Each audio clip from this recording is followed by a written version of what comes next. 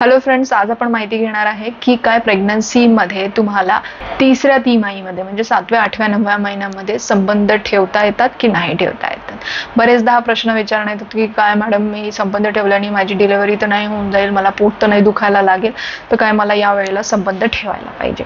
जर तुमची pregnancy normal आहे, म्हणजे काही हाय रिस्क फॅक्टर नाही आहे, सामान्य आहे, हेल्दी प्रेग्नन्सी आहे, तुमचे डॉक्टर असं काही म्हणत नाही आहे की तुम्हाला हाय रिस्क फॅक्टर आहे त्यामुळे तुम्हाला संबंध ठेवायला नाही पाहिजे, तर अशा कंडिशनमध्ये तुमची जर इच्छा असेल तर सेफ सेक्स पोझिशनमध्ये, म्हणजे ज्या सेक्स पोझिशनमध्ये, कुठल्या पण सेक्स पोझिशनमध्ये ज्याच्यामध्ये तुम्हाला त्रास होणार नाही, कारण तुमचं पोट आता 7व्या महिन्यानंतर बऱ्यापैकी बाहेर येईल आणि 9व्या महिन्यात तर खूप जास्त बाहेर येईल.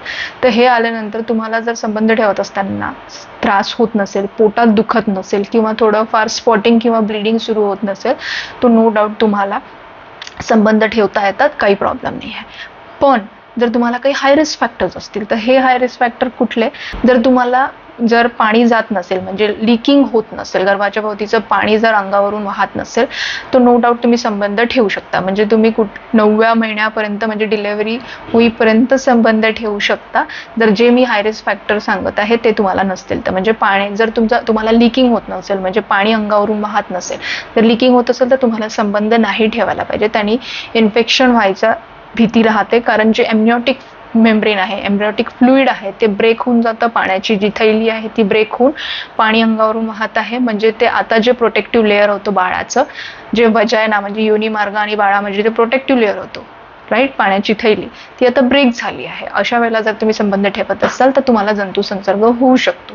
त्यानंतर जर तुमची ट्विन प्रेग्नन्सी असेल, 2 किंवा 2 पेक्षा जास्त बाळ असतील, तर पोट खूप मोठं राहील, राईट, थोडंसंही तुम्ही फोर्सफुल जर सेक्स करत असाल तर तुमच्या गर्भपिशवीचं तोंड उघडून लवकर कळा सुरू व्हायची भीती राहते.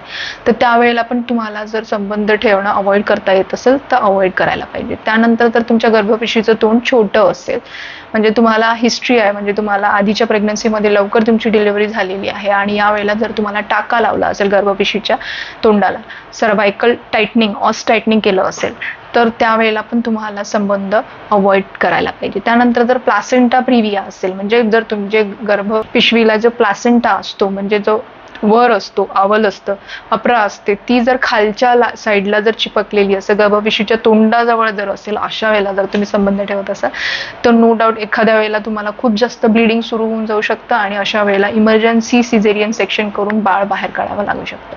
तर अशा वेळेला पण तुम्हाला संबंध नाही ठेवायला पाहिजे. त्यानंतर जर तुम्हाला काही सेक्शुअली ट्रान्समिटेड इन्फेक्शन्स असतील, राईट, जर तुमच्या मिस्टरांना किंवा तुमच्या पार्टनरला काही इन्फेक्शन्स असतील जे तुम्हाला पण होऊ शकतात, तर अशा वेळेला पण तुम्हाला संबंध नाही ठेवायला पाहिजेत.